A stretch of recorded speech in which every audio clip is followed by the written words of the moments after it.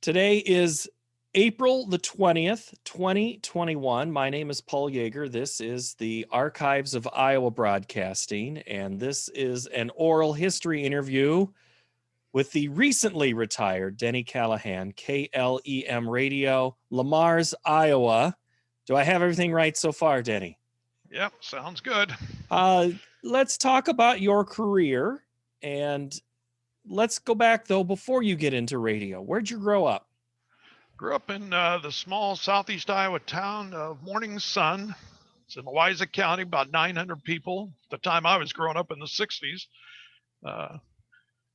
Graduated from Morning Sun High School. There is no high school there anymore, so my alma mater's somewhat gone. I think there's a junior high and a grade school there. Great place to grow up, though. So that's on the extreme southeast part of Iowa. How'd you get? What'd you do after Morning Sun?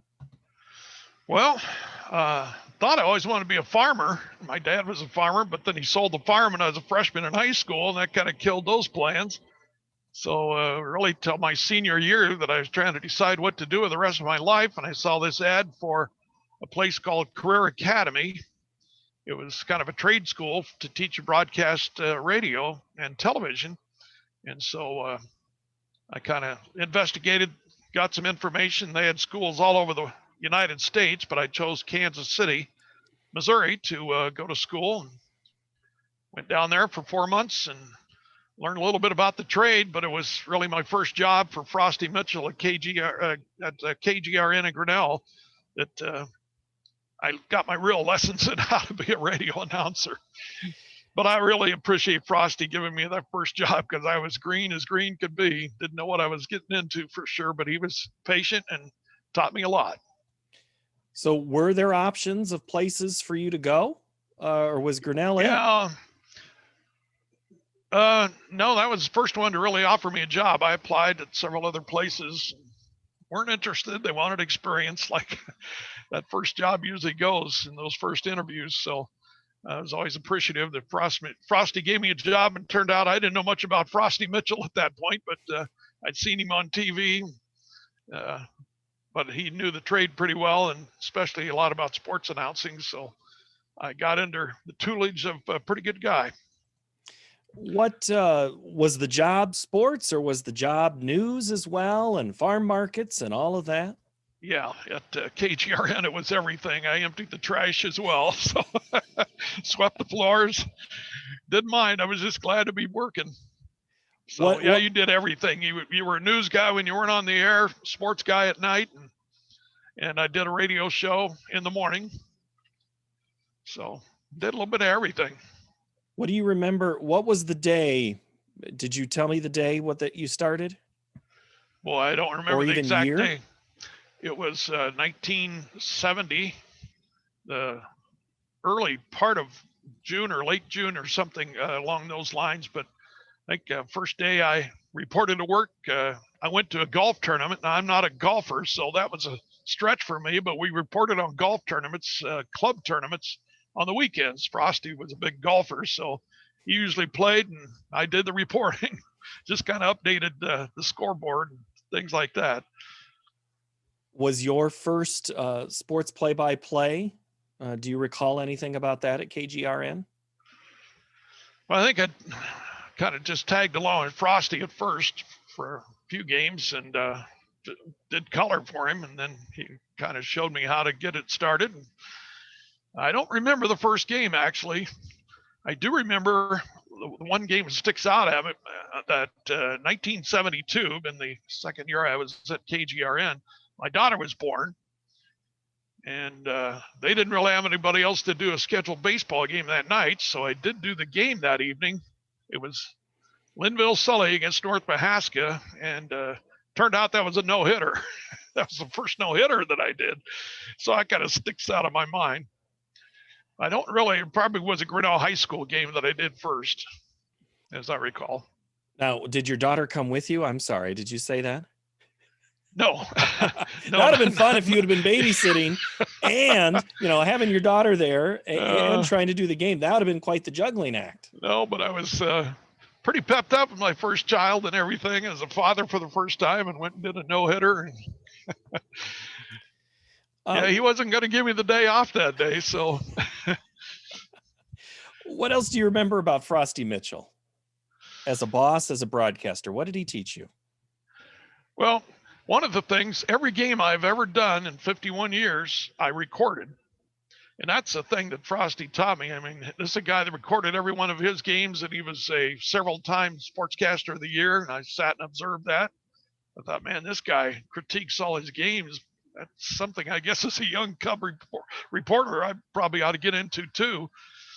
Now in Grinnell, we recorded games at the site on Friday nights, for instance, for football. We'd always replay them the next day. I didn't do many live broadcasts at KGRN. That's just, we were a daytime sunrise sunset station, so we couldn't be on live at night. So, but that's was a good way to start critiquing games and everything, which continued into my days here at KLEM in 1973 and to the time I retired the other day. And but that had recording those games and critiquing them the next day. I'd usually spend my afternoons listening to them back, but through the years, a lot of parents caught on to the fact I had those games on recording. So I've done a lot of dubbing, first to cassettes and then to CDs for parents. I got a lot of game tapes out there somewhere, hundreds of them really. So you'd have a line out of the board, and it was just into a tape recorder? Yep. Did it several different ways. We had a VCR set up for a while to pick them off that way. That way I could set a timer. But yeah, recently I've had them put on digital recorder for about the last 3 or 4 years. As technology got to the point, those are pretty good. That's almost studio quality. So it sounded pretty good toward the end. At what point did you realize Frosty was gone on a lot of Friday nights for road games to go cover the Hawkeyes or something? Yep. I mean, did that impact you? And did you ever have any interest in doing any Iowa Hawkeye football? Well, yeah. When I got into this, I thought I was going to be the voice of the St. Louis Cardinals one day, but that makes two of us. My mission. That was my mission, and quickly realized who gets those jobs, and that's gradually where I fell in love with just high school sports. I realized those kids played their hearts out every night, and outside just loving the game and getting a pat on the back from mom and dad, they played it for just the love of being out there every week, and good or bad. And I was just happy to tell their story and be a part of their life in the respect that I was one that broadcasted to grandma and grandpa who was wintering in Florida or something like that. This day and age of streaming gets those games out now to anywhere in the world. So it's been a new technology that's been really good for the snowbirds that can't be here during the winter to watch their grandsons or granddaughters play basketball or wrestle. Frosty, one last Frosty question, and then we'll move on to LeMars. He had an idea for you in a way to incorporate your family into the broadcast. Mm-hmm. What happened there? Well, he just thought it was important as a couple to, I think he realized how busy I was going to be. I didn't know that yet. But I think that first year I did a football game on Friday night, ran home and got married on a Sunday, and was back doing basketball. I think that was a transition between football and basketball when it was kind of just a matter of a few days. Didn't have football playoffs yet back in the early 70s.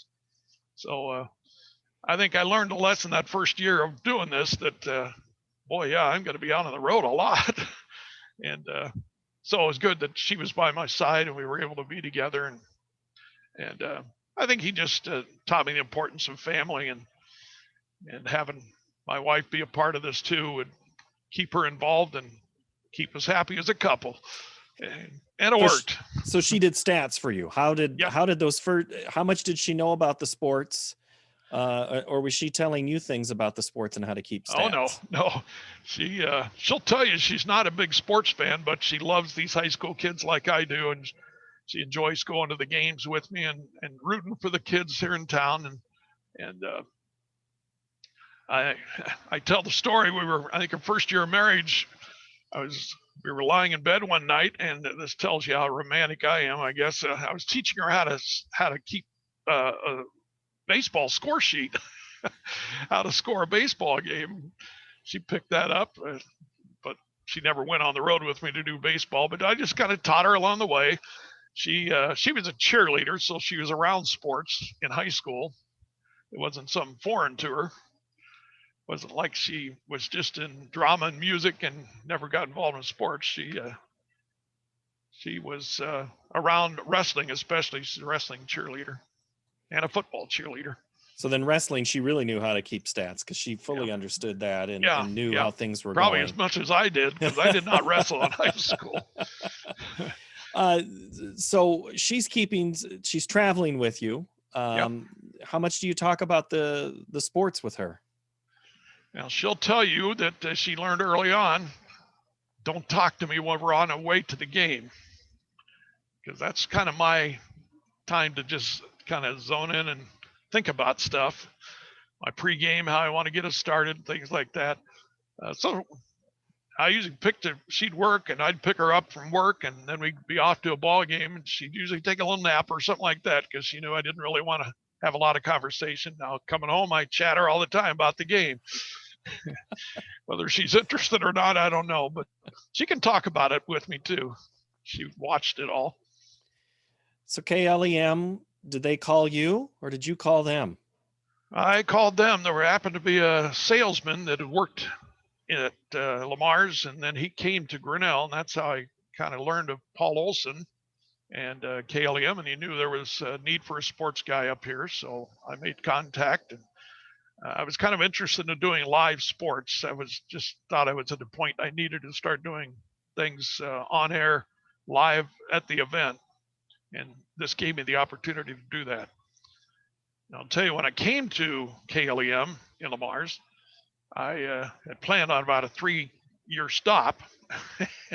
This was supposed to be a stepping stone, but the Bulldogs won the state football championship the first fall I was here, so kind of intrigued me. Well, maybe these guys win quite a bit. Maybe I ought to hang around here for a little bit and see how far this goes. So, what year was that? 1973. Okay. Been their only state championship in football they've ever won. So, there's been some other highlights through the course of my long history here. So you're there in the early 70s. Let's start with the technical and the equipment. Are you on a hardline phone when you start doing these games live? Yes, I was. Now, I even date back to, I remember Frosty doing those Iowa Hawkeye games on, I think he called it a loop. It was just a hard line that the phone company would put in, but you'd had no contact with each other. You never knew whether it worked or not. If it didn't, then I think I had to call the phone company, and they'd have to get on it and make it work. But most of the time it worked. That was probably the most reliable system we ever had, but it was costly. But then it quickly transitioned into where they put a phone line in, and then we could communicate back and forth before the game and knew that everything worked. And if there needed to be adjustments in crowd noise, we could make those adjustments. So that was long before cell phones. Well, did that limit where you could do games? Did all of your road stadiums have phone lines? Yeah, they did in those days. Well, I remember it was really easy to put them in those days. I'd call the operator in Des Moines. There was a central office there, and they would put them in anywhere I needed to be. Nebraska, South Dakota, Minnesota, anywhere in Iowa. You just call this one lady. I had the same operator I talked to all the time. I knew her kids. I knew a little bit about our family. We had a pretty good connection. And then they, broke up the phone company, and all the smaller companies then came about. And you had to know who operated in what territory, who to call, and that made things a lot more complicated, and it was not near as efficient either. We had more trouble with phone lines then. Was that still in the 70s or 80s? I mean, how long did that window happen before? Yeah, it's probably into the 80s. Yeah. That, we were dealing with phone lines. So then you switch over to cell phone. Was that technology more reliable for you? Yeah, it was good because you could go anywhere. didn't have to deal with the phone companies. And of course, there's places you couldn't get to that when he self-service at first. And I ran into a place just last season in basketball where I couldn't do the game because there was no cell service. So there's still a few little pockets out there yet, but basically you can get cell service anywhere. And technology has improved. It sounds better than it did. Still not like a phone line, but I still use a phone line in town because just the sound is better. So that in the microphones change and headphones. So Yeah. did you always have an analyst with you? Did that change over the time, or are you a one-man show? Well, basically a one-man show. For football, I kind of made an acquaintance that first year I was in LeMars with a kid named Keith Brown. He played on that 73 football team. He was one of their best players. And then he went to Westmar College, so I got to know him there. And then he started coming to my church, so our friendship continued that way. And I don't know, I just invited him to come along and start doing Westmar football first, and then LeMars Bulldog football. And I don't know, we just clicked. It was one of those magical connections that we just got along well, and he knew not to step on my toes, and he knew when to step in and say what needed to be said, and he knew football really well. So yeah, and he had a kind of a dry sense of humor, so it was always fun working with him. He just always had something that make me laugh, but it was fun having that connection, and we worked till the very end. He told me the other day, if you're quitting, I'm quitting. So so it's going to be an entire new team this fall. Yep. Wow. Yes. So, but basketball, I've pretty much always worked by myself. There's been occasions I've used somebody. When LeMars played at the state tournament in 2015, in the boys state tournament, finished runner-up that year, I had, it was kind of a unique experience. I had a guy named Barry Borchers work with me. His son, Tyler, was the star on that Bulldog team that year. And that was fun working with him because there was a couple referee calls. He wanted to come out of his seat, court side down at the well. We had to get him back in his seat. I thought about putting a seatbelt on him, but well, the old seatbelt rule was supposed to be for coaches, not for color analysts, but maybe they had to put that instituted for him. Yeah, well, he was an old coach too. So so you work with a partner at some point, but how would you describe your style as a play-by-play person? Denny, I mean, are you one of those? I mean, I've had radio people that it is absolutely the theater of the mind. You are descriptive with colors and shapes. Are you calling the game, or were you very energetic? How would you describe your style? Well, I guess I've been asked that question before, and I guess I just say I feel like I'm a storyteller. Every time you like a basketball game, for instance, or a football game, you kick it off or you tip it off. That's like you just opened a book to me. And the rest of the night, first quarter's chapter 1, second quarter's chapter 2. You just never know what's going to happen. Every night's like a storybook. And the unique thing about being a play-by-play guy, you got to see it and tell it all within, a matter of a heartbeat. And that's been the challenge of this. But I just enjoy telling that story every night. These kids' story, I call it. I mean, it's the story of their life and what they're experiencing. And there's ups and downs, like any good mystery of a story. And I guess that's the way I look at it. I just go out. I don't want to be a feature in the game. I'm just a part of the game, like the referees. I'm the one that kind of is the connection between the game and who's listening at home. I asked about being descriptive. And I'll go back to a Frosty Mitchell story. One of those first years, I always ran the studio for the Iowa games. And I remember Frosty was out of Corvallis, Oregon. Iowa was playing Oregon State. And I remember him talking about the backdrop behind the stadium across the field from him, where the Oregon State people apparently were sitting. And he talked about the autumn foliage. And then he talked about the seats are filled with a sea of orange. Orange and black colors of Oregon State. I've never forgot that. It just left a lasting impression. I could just see it the way he described it. So I usually start the game out talking about the uniform colors, and I always want to give a backdrop to some of the other trimmings of the event, not just the game itself. Anybody can talk about the game, but I want people to feel like they're there, and that's the biggest compliment I think I can get when people say, "Hey, I listened to the game last night, man. I just felt like I was there." I said, "Okay, I hit a home run. I got it the way it was. I wanted it." So that's what I try to do.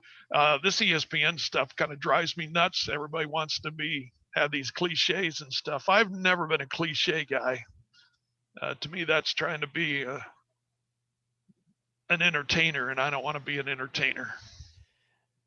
So you're a more journalism than entertainer, or how do you define the two? Yeah, I'd say journalism, probably a good way to put it. Okay. I'd lean more toward that. The other big change, that scene in Hoosiers when you started, is that the way some of those press boxes felt? You're all individually there. There's 8 radio stations all doing their own description. And how did you feel when you came into a press box? I think you told me last week about a time when there were maybe 8 different radio stations. Yeah. All I could picture was that scene from Hoosiers where they're all crammed in together. Did you ever feel like that? And how'd you make yourself stand out in that crowd? Well, I remember that night. I was looking through armpits and everything else to see the game. You'd have to step outside to see one end of the field. I happened to be right by the door. So, it was, my color guy was having a heck of a time. See, I don't think he saw much of the game. He'd just go off of what I was saying and comment on that. And that was tough. That's hard work in those games like that. But it was usually playoff football that had happened. The smaller the school, the more radio stations would show up because that particular team didn't have their own radio station generally. So those are challenging times. Unfortunately, it's just usually one or two of us in the booth, me for the hometown or the team I'm following and the other guy following the other team. So most of the time I don't have that kind of a challenge, but there are moments. Was there ever did LeMars ever do a renovation of the press box during your career? And if they did they consult you about, hey, we need another room. We need Denny's room, and we need a road ready room? Yeah, they just did renovate the stadium in the last 2-3 years. And actually, I've never done a game in that press box. They've really done a nice fancy press box because I'm always out of town between our Catholic school in town and the public school. One or the other is always out of town on Friday nights for football. So I haven't actually never got a chance to work a game in that press box. However, the other day they did rename the drive that was Stadium Drive around the press box. They renamed it Callahan Drive. So I was really appreciative of that. City Council made that announcement just last week. What'd that mean to you when they did that? Well, it was really humbling, I'll tell you, because I was told by one of the city councilmen that they've never renamed a city street in town, renamed it after it had been established. So I feel pretty honored, really. Well, and you've put in my name will always be connected with the stadium now. And that's a testament to how you've been involved in the community. I mean, you mentioned a few minutes ago about when you started, they won the state championship. You thought, 2 years, 3 years, I'll move on. What really, besides that football game, clicked with you and the community and made you want to stay? The people were so welcoming to my wife and I, and we had a 1-year-old daughter when we came here. So I don't know, it's just a really nice town, and the school system's really good. And of course, once the kids got in school, then it got harder to leave. So now all of a sudden the years just rolled by, and 48 went by in a hurry. I can still remember the first game I did here for sure. It's just a lot of memories of a lot of different moments as I look back over 48 years, and it seems like it went by in about 2 years. Well, you got to tell us about the first game now that you've opened the door. What was the first game? It was the LeMars Bulldogs over in Cherokee in football, and that was the start of their unbeaten season and their run to the championship. Didn't know much about LeMars football, but I learned pretty quickly. They were an independent team, so they did a lot of traveling that first year I was here.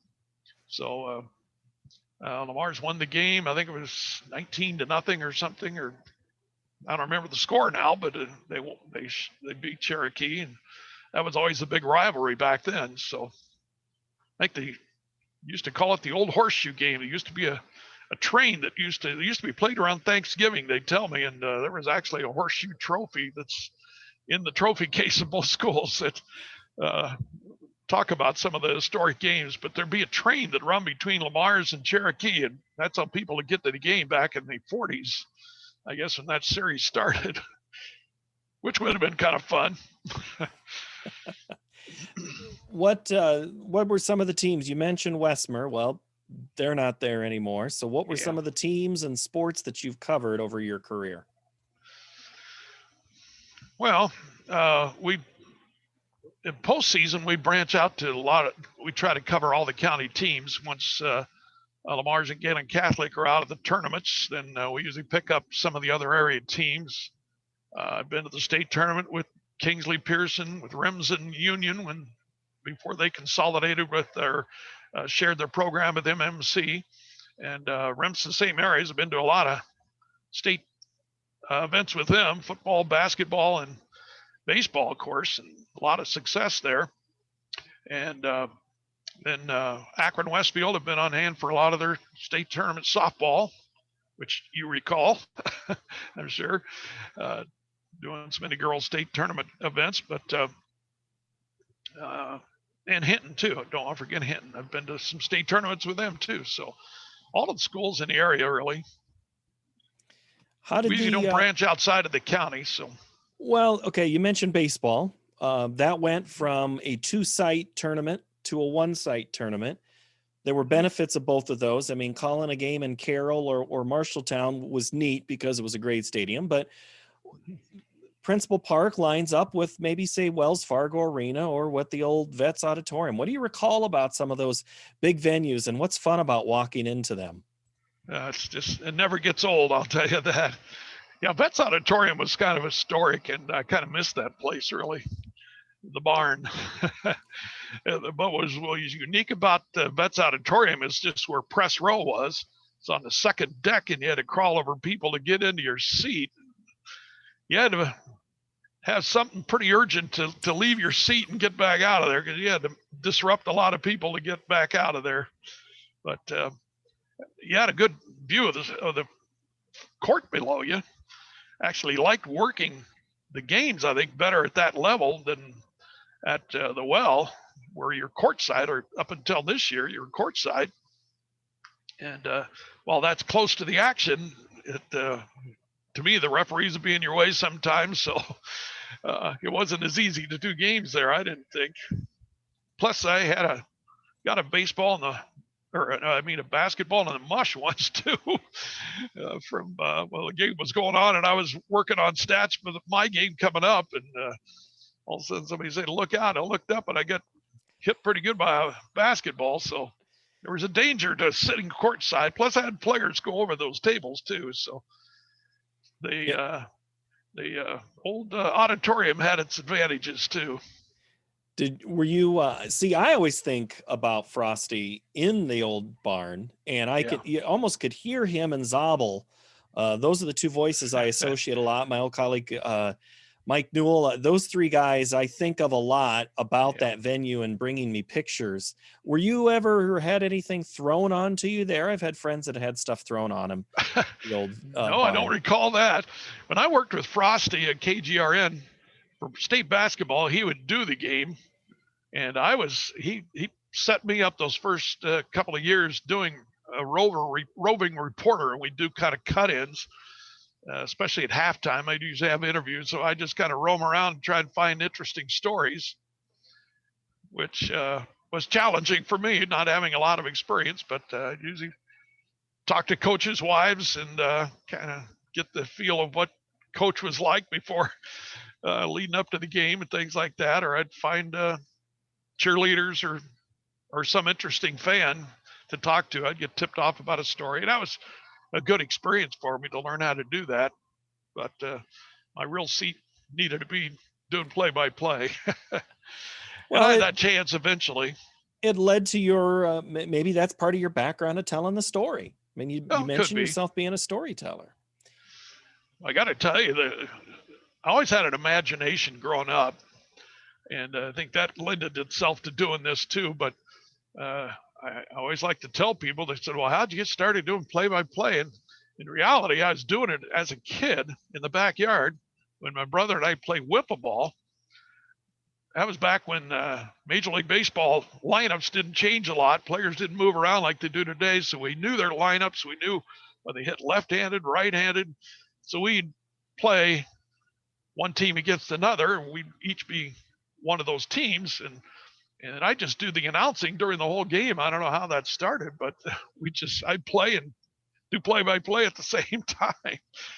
And I didn't think that meant much to my brother, but one day I didn't feel well or something. I had a headache and I just didn't feel like doing it. So I said, aren't you going to do play-by-play? So I realized he liked it, I guess. So I didn't know that was going to lead to a career at that point. It was just something fun. And I know I could imitate Harry Carey back in those days. My voice was a little higher. Your radio station, somebody just walked in behind you. It makes me think of it here. How did your radio station evolve in that time? Same building, same ownership, management? I mean, things don't stay the same over more than 40 years. No. 1999, Paul and Patty Olson, who owned the station from its inception to that point, it was a family-owned business, and this was a big family. And then we got sold to a corporation, Powell Broadcasting. They owned several stations in Sioux City, plus us. And at one point, they had some stations in Florida, so they owned a lot of radio stations. And it was different working for a corporation. It was just a different setup. You learn to adjust to that. You had different people to answer to. And my days in Grinnell, of course, were family owned as well. So that was a change for me. But, they didn't really, they were supportive of what I was trying to do, and they didn't interfere too much in my sports setup and things. So my part of it was not a lot of change in that regard. Just had to do a lot of paperwork. Anything, you go on trips, you got to do paperwork. You want to go on vacation, there's paperwork to do. So that's corporate America. You just wanted to talk, Denny. Come on, let's just, this paperwork's for the birds. Yeah, it's frustrating to me. Yeah. As you reflect about that career, I know you've been asked that a couple of times, but and you've told some stories about things that stand out. But when all is said and done, what do you think is what's Denny Callahan's legacy? I don't know. And I got into radio. I wanted to be one person. Growing up, I always admired that guy I'd listened to on WHO say there's no school at morning sun. I said, I'd love to be that guy. Make kids all over the state happy to say their school name. And I got that opportunity. I guess I didn't have a lot of plans after that when I first got into radio, but I don't know. I just hope they think that I was fair to everybody, whether it was the other team or our team. I tried not to play favorites because I just knew everybody was there trying to do the best they could. I just like seeing kids achieve things, have success. Nothing thrills me more. And I'll go up to them after the game and just cheer with them and celebrate with them, because they're just moments that thrill me to watch them. I wrote a note to one of the girls after a game that she rallied the LeMars girls basketball team to come from behind. And I was inspired by just her leadership that night. She just didn't give up. She inspired her teammates. And so I wrote her a little note about that, how she inspired me. And we've kind of become friends ever since. She's now a teacher at Glenwood, and just has meant a lot to have her friendship. And it's just a connection I like to make. And I hear from a lot of people. I've heard from a lot of people now that I've retired. Got 80 to 100 cards and letters, I think, people that have appreciated whether it just tuning me in the morning to hear what the weather is going to be, or I'd informed them for many, many years, and I was kind of a familiar voice, a comforting voice. And as far as the sports, just the way I treated them, and I didn't realize how much that meant to some of the kids until I've heard from them now. And just the impact I've had on people. It's just been heartwarming to hear from some of these people that have graduated from Galen or LeMars and moved on. So, and guess that's it. It just a way I've connected with people, I guess. And that's, I've just tried to treat people fairly, and they knew I was honest, and I just enjoyed informing people about what was going on, whether it be sports or just for their day. I think back to when the COVID started back last spring, I just felt coming to work that I had a purpose of just trying to be an upbeat, inspiring person that made everybody feel like it's going to be okay. We're going to get through this. The world's not ending here. The sun came up today, and I hope that I inspired people that way too. Two things that you bring up there that I wanted to ask. The generational side of this. Mm-hmm. Did you ever call a grandchild of somebody you called, like a third generation? I mean, a second generation, yes. Obvious. Yep. Did you ever have a third? And then what about that second generation? What's kind of fun about, I remember their mother or their father? Yep. I talk about that during the games, and I got a few cards and letters and talk about that. You always know your history and who was connected to who. And yeah, I'm into my third generation, so that's kind of humbling. That's when I stop and look in the rearview mirror and wow, I've been doing this a long time. So yeah, it's rewarding. And then what are the future plans? Well, it starts with my kids. My 3 kids are all obviously growing up, but I haven't been able to spend a lot of time with them like I'd like to. They've sacrificed a lot so I can do this job and do it the way I wanted to do it. I think I mentioned in some of my other interviews that I know they feel sometimes like they were secondary in my life, and they never really were. But this is just a time to spend more time, and my visits can't be just 2 or 3 days because I got to get back for my ball game schedule. Now I told my daughter the other day, says, well, we might just come down on Thanksgiving next fall and stay till Christmas. She said, okay. But that is one of my second goals too, is my grandson's a pretty good basketball player down in Springfield, Missouri. I'd never got to see him play before. And he's got his senior year coming up, so I wanted to get down and watch him play. That was kind of the urgency of retiring now, because I probably could have kept going for a little longer, but actually he came up to Omaha for the last 2 weekends, and I had a chance to see him play the last couple of weekends at a tournament in Omaha. I was with kind of a travel team, a select team, so that was fun. I finally got to see him, so I realized that goal already, but I want to go watch him play a high school event now, and we'll do that next fall and winter. Sounds like you maybe need to make contact with the Springfield radio station and maybe fill in for a game or two. Well, I don't know. I think that would be fun. Yeah, it would be fun to call one of his games. I think he'd be thrilled about that too, because he's heard me do play-by-play a few times.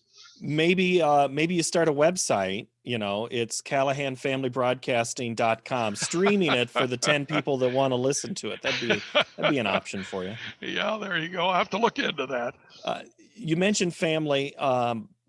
There's one other thing that we talked about beforehand that I just kind of want to touch on, and that's your health. It is hard getting up physically after a late night and then back into the early morning, but that's one part of your body. But there was maybe another part that you had to deal with on a surgery recently. Yeah. Well, I had melanoma back in 2007, which was pretty serious, and got that taken care of up at the Rochester clinic. So got that taken care of. I had a second issue with that later that year then too. And then I'm a type 2 diabetic, and that's probably just the lifestyle I've been leading for the last 50 years that's contributed to that. Plus, like a lot of radio people, we're a little overweight, get a lot of snacks brought into the radio station. So, and I haven't dealt with that very well diet-wise. So, and sleeping hasn't been good for it either. So it was just time to kind of address that and do things better. and the time was now. Yeah. There were some indications that it was not going as well as we'd like, so it's just time to try and rein that in a little bit with a better eating plan, and we can do that by staying home and not eating concessionary food or fast food. That's the life of a sports announcer. It's nonstop, and you got to just, you've got to be disciplined on some things, but man, it's just not easy when you're running 10, 12-hour days, 14, wherever you're going. This is more of a sports nut question. Right. Best 2 or 3 male, female athletes you've seen play? Wow. Well, you caught me off guard with that. Nobody's asked me that so far. They asked about moments. But, well, Tyler Borchers, I talked about doing the state tournament in 2015. He was one of the best basketball players I saw play at LeMars High School. Galen Catholic's had some really good athletes too. They've had, I've watched all their school records, both schools. I've seen their school scoring records established here in recent days, and probably will be broken this next year by some athletes that are coming along now. Galen's got a sophomore basketball player right now. It's one of the best basketball players I've seen there. A freshman, he was scoring 20 points a game. So this next year as a junior, he's probably going to rewrite the school scoring record for basketball. It's stood for a long time. I can look at others, athletes too. I mean, how long you got? Exactly. And that's the thing. So, because I knew the moment question would be easy. State championships are always kind of fun. Are there any moments that aren't the ultimate winning that stand out, adversity, things like that, and you were glad you were able to document for historic purposes? Well, I got to call a walk-off home run at the state baseball tournament. Galen won their first title back in 1995 with a walk-off home run down at Carroll. That was pretty special. That was a big ballpark, and to have a kid. And we play that moment back quite a bit at Galen. A lot of times when they're going to the state tournament again with another team, the coach always wants me to replay that because there was a pitch right before he hit that home run that he swung and missed at. And I thought, man, that's where he likes it. I mean, I hope they throw him another one of those. I don't think he'll miss it. And they did, right in the same spot. And he knocked it over the left field fence. And that was special. There was a 99-yard kickoff return that same fall in 95 down at the Unidome by a kid named Brad Sitzman. And that's never been broken. I think it's maybe been tied, but you can't break that mark. So he was about 5 yards deep in the end zone. So that was a special moment too. LeMars, of course, winning the state football championship. I don't think I appreciated the moment then like I do now in retrospect. Just seeing kids get to the state tournament from here, it doesn't happen often, but when it does, it's special. Seems like it's happening more often now than it used to. And I just love seeing kids get a chance to play. I wish everybody would have that opportunity, because playing at the Wells Fargo Arena or down at Principal Park or Fort Dodge, I mean, those are just special places and special events, and something they'll never forget being a part of. And I just love getting a chance to go tell their story at those events. So there's 1983, we had a really probably the best basketball team that LeMars has ever had. They lost once that year and beat Paulina in a game they had to move because so many people were going to be there. They were both number 1 rated, and getting a chance to do that game. And then LeMars would lose a little later to Sioux City North, but they didn't make it at the state tournament. That good team never got there. Hall Western Christian beat them in the district finals. So that was ended on a disappointment. Another moment that stands out, it's kind of a negative one, but the LeMars baseball team's never been to the state baseball tournament. And I believe it's 2014 now. And they won the sub-state, beat Heelan, team that they haven't beat very often in a sub-state. They beat them, and then it turned out they had used a pitcher that wasn't eligible to pitch. 20 minutes later, they had to carry the banner across the field and hand it to Heelan. Crushed me. Kids went from so happy to crying. It was a pretty heartbreaking moment. I'll never forget that. And they never made it to the state tournament to this day. I didn't get to realize that dream. I wish my career could have ended with both the LeMars and Galen basketball teams making it to state. Galen only lost once during the regular season this year in boys basketball, and I thought they were going to make it, but then they got upset in the sub-state by a team they'd beaten twice in Remsen St. Mary's. So LeMars is pretty good, but they got beat by Sergeant Bluff Luton, who went to the state tournament instead. So I didn't get that dream realized, but I did finish up at Des Moines with Remsen St. Mary's. So I got to end it at the place I have come to love, Wells Fargo Arena. All right, Denny Callahan, I thank you so much for your time and telling the stories of, we could talk all day and do all sorts of great discussions. But KLEM has been the home for a long time, and LeMars. So thank you for all you've done for broadcasting in Iowa. Thank you for taking your time, and got to tell you, retirement's been good. I'm sleeping a little later. I feel pretty refreshed. Yeah, this not getting up at 4 o'clock in the morning is wonderful. Life's a little different at that hour. Yes, it is. All right, Denny, thank you so much. Yeah, good luck to you.